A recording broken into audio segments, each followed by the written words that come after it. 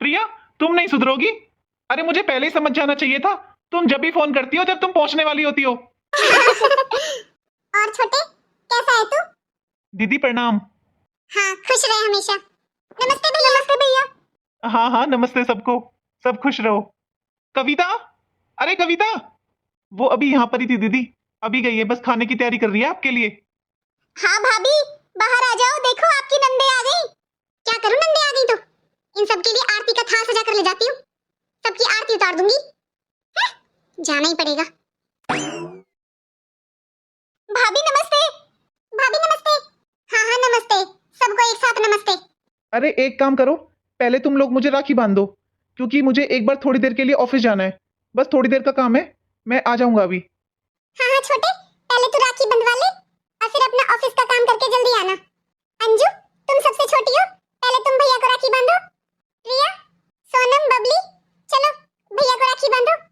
नहीं दीदी, सबसे बड़े आप हो, तो सबसे पहले आप ही मुझे राखी बांधो। सच में दीदी, आप सब मेरी फेवरेट मिठाई लेकर आए हो। भाई के सामने भली बनने के लिए लेकर आई है ये सब, और फिर इन सब के बदले दुगना चाहिए इनको। कौन सा खाली हाथ चली जाएंगी? देखो कविता, मेरी बहनें मेरी मनपसंद मिठाइयाँ लाई हैं और सब कुछ मेरे पसंद का लाई हैं। भाभी, ये आपके लिए मिठाई और साड़ी अलग से। भाभी, ये मेरी तरफ से। और भाभी, ये मेरी तरफ से। भाभी, ये मेरी तरफ से। भाभी, मीठा खा खा कर ना भैया की तबीयत खराब ना हो जाए, इसलिए मैं तो फ्रूट्स लाई हूँ भैया के लिए। कविता, मैं जाता हूँ एक बार ऑफिस। तुम खाना बना लो अच्छे से, किसी चीज की जरूरत हो तो मुझे फोन कर देना। अच्छा दीदी, आप सब बैठो, मैं एक बार ऑफिस होकर आता हूँ। अभी आता हूँ थोड़ी देर में। ठीक है भैया। अरे भाभी, ये सामान उठाकर रख दो। और ये साड़ी बताओ तो आपको कैसी लगी? दीदी, अभी तो मैंने देखी ही नहीं है ना कैसी है साड़ियाँ। अभी मैं खाना बनाऊंगी, इतना काम करना है मुझे, फिर देखूंगी कैसी है साड़ियाँ। और ये सारा सामान ना आप खुद ही जाकर स्टोर रूम में रख दो, मैं बाद में देख लूंगी। भाभी, आप काम की चिंता मत करो, चलो मैं करती हूँ आपकी हेल्प। हाँ भाभी, आप इतनी टेंशन क्यों ले रहे हो? अरे हम फटाफट कर लेंगे सारा काम, और आपका सारा काम फिनिश करके सफाई करवा के तभी जाएंगे यहाँ से। ये चाहे कितना भी मक्खन लगा ले, आज मैं इन सबको 100 रुपए दूंगी। चलो प्रिया, अंजू, बबली, सोनम, सारा सामान स्टोर रूम में रख देते हैं। भाभी अपने आप देख लेंगी बाद में। और मिठाई किचन में रख दो, वरना स्टोर रूम में हो सकता है खराब हो जाएंगी। और अंजू, जाओ तुम भाभी के साथ किचन में हेल्प करा दो उनकी। ठीक है दीदी। जी दीदी। भाभी, बताओ क्या बनाना है? अरे मैं क्या बताऊं क्या बनाना है? जो आप लोगों को पसंद हो, जो खाना हो वो बना लो। हेलो। हाँ कविता, बाहर गेट पर देखो, कोई डिलीवरी वाला आया है। मैंने खाना ऑर्डर किया है बाहर से। क्या खाना ऑर्डर किया है? अरे आपको पता भी है बाहर का खाना कितना महंगा होता है? अरे कोई बात नहीं, एक दिन में कुछ नहीं होता। अरे मुझे लगा कि मेरी बहनें आई हैं, तुम किचन में काम करोगी तो फिर उनके पास कैसे बैठोगी। अब एक काम करो, तुम उनके पास बैठो। वो बहुत टाइम बाद आई हैं, उन्हें अच्छा लगेगा। अच्छा, मैं आता हूँ थोड़ी देर में। आप ही बता दो भाभी क्या बनाऊं? कुछ बनाने की जरूरत नहीं है, बाहर से खाना ऑर्डर कर दिया आपके भैया ने। अच्छा, ये भैया भी ना क्यों फालतू में बाहर से खाना ऑर्डर किया? अरे हम सब मिलकर बना लेते। दीदी, आप अपनी बहनों के साथ जाकर बैठो, खाना अभी आने वाला है, मैं सबके लिए खाना लगा देती हूँ। एक ननद हो तो झेलूं, ये तो पूरी पलटन है। किस किस का करूं मैं? जब मैं आई थी तभी क्यों नहीं आई मेरे साथ साथ? क्यों फालतू में खड़ी होकर उनकी बकवास सुन रही थी? अरे वो तो जिस दिन से आई है ना उस दिन से ही ऐसी है। बस थोड़ा पहले मम्मी पापा की शर्म कर लेती थी, अब वो भी नहीं करती, और भाई को कुछ पता नहीं रहता। बबली, ये भी तो हो सकता है कि हम लोग अचानक से आ गए, हमने बताया नहीं, और शायद उन्हें अपने मायके जाना हो आज, इसलिए वो गुस्सा कर रही हो। हाँ दीदी, क्योंकि भाभी के भी तो 2 भाई है ना, आखिर उन्हें भी राखी बांधनी होगी ना अपने भाइयों को। और तुमसे बोला था खाना बनाने में मदद कर दो भाभी की, तुम दोनों आगे मुंह फुलाकर। अरे दीदी, आपको नहीं पता, मुंह बना पड़ा है उनका, जबकि खाना घर पर बनाना ही नहीं है, भैया ने ऑर्डर कर दिया बाहर से। अच्छा, बाहर से खाना ऑर्डर करने की क्या जरूरत थी, हम सब मिलकर बना लेते। वैसे इस बार छोटे का बहुत खर्चा हो जाएगा, आखिर हम 5 बहनें हैं। सच में खाना तो बहुत टेस्टी था। हाँ हाँ, खाना अच्छा क्यों नहीं लगेगा, फ्री का खाना तो सबको अच्छा लगता है। भाभी, आप ऐसे बात क्यों कर रहे हो? और कैसे बात करूं तुमसे? ये जो तुम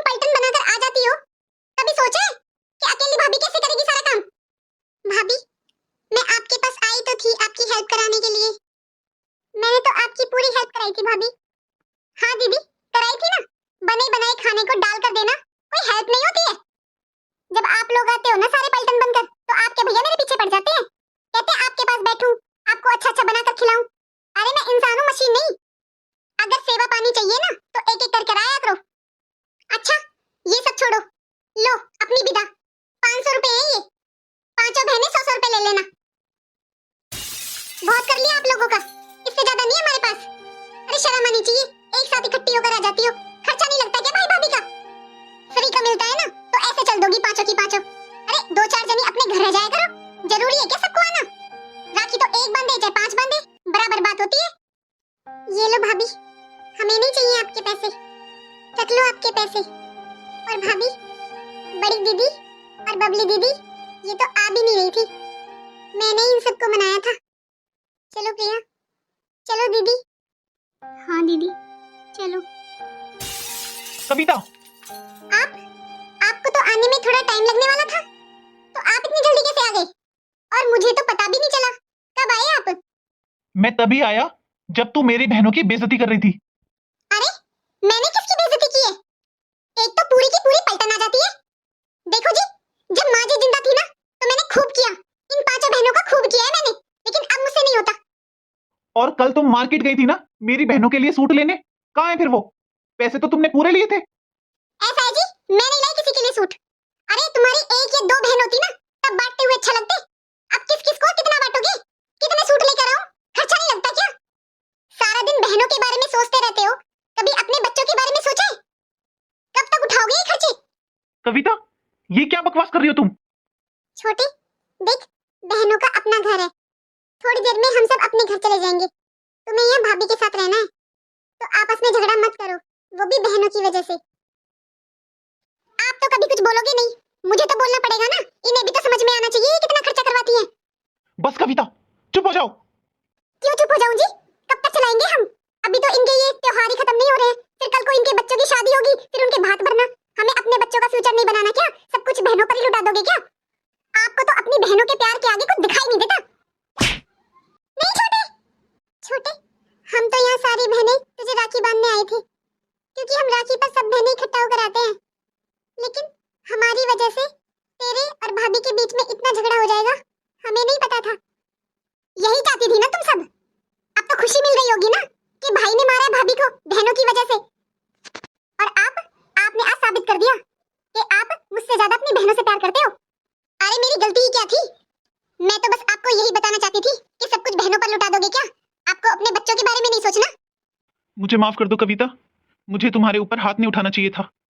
मेरे माता पिता ने कभी ऐसे संस्कार नहीं दिए कि मैं औरत पर हाथ उठाऊं। लेकिन कविता, तुमने कभी समझने की कोशिश ही नहीं की। ये मेरी बहनें माता पिता के बाद कौन है इनका मायके में? अरे मैं ही तो हूँ, अगर ये मेरे पास नहीं आएंगी तो कहाँ जाएंगी? देखिए जी, माता पिता सबके जाते हैं, इसमें आपकी क्या गलती है?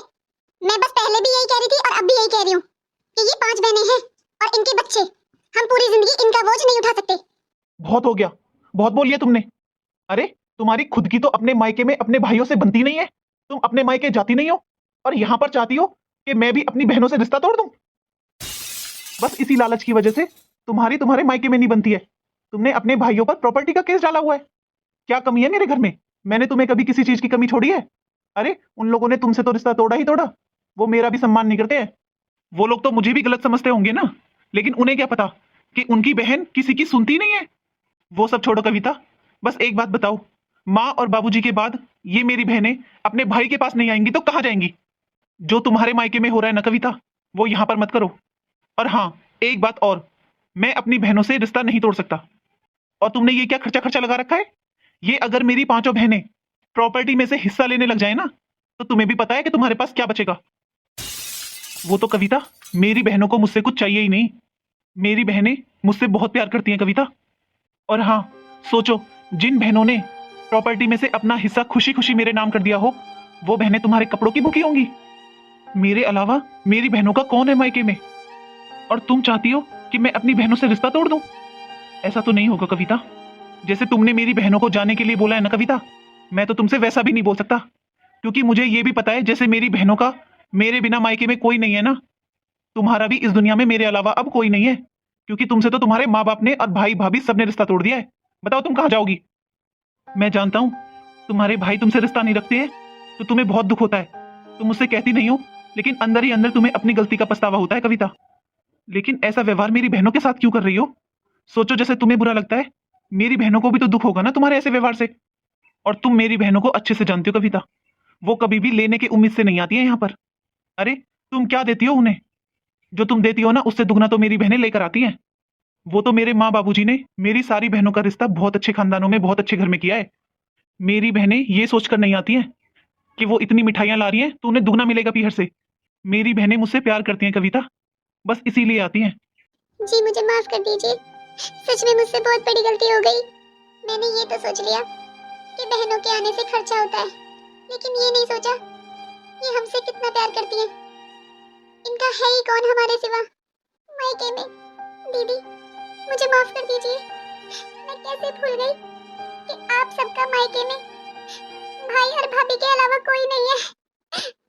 मैं कैसे भूल गई कि भाभी के ऐसे व्यवहार से ननद को कितना दुख होता है, जबकि मेरे साथ खुद मेरे मायके में ऐसा हो रहा है।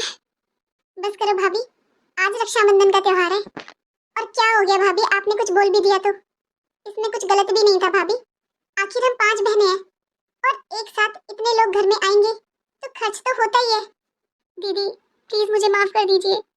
नहीं भाभी, मैं आपकी बुराई नहीं कर रही हूँ, मैं सच बोल रही हूँ कि अगर एक साथ इतने लोग इकट्ठे होते हैं तो एक इंसान अगर सारा काम करेगा तो उसे झुंझलाहट तो आएगी ना।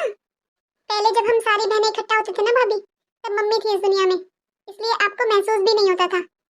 सुनो भाभी, आज रक्षाबंधन है, मैं चाहती हूँ जैसे हम बहनों ने अपने भाई को राखी बांधी है, आप भी अपने मायके जाओ और अपने भाइयों को राखी बांध कर आओ। नहीं दीदी, वहाँ मुझे कोई पसंद नहीं करता। जब मेरे माँ बाबूजी ही मुझसे बात नहीं करते तो मैं कैसे जाऊँ उस घर में? मैं आपसे यही कहना चाहती हूँ भाभी, अभी आपके माँ बाबूजी हैं, आप जाओगे ना और उनसे बात करोगे तो देखना आपके सारे रिश्ते ठीक हो जाएंगे।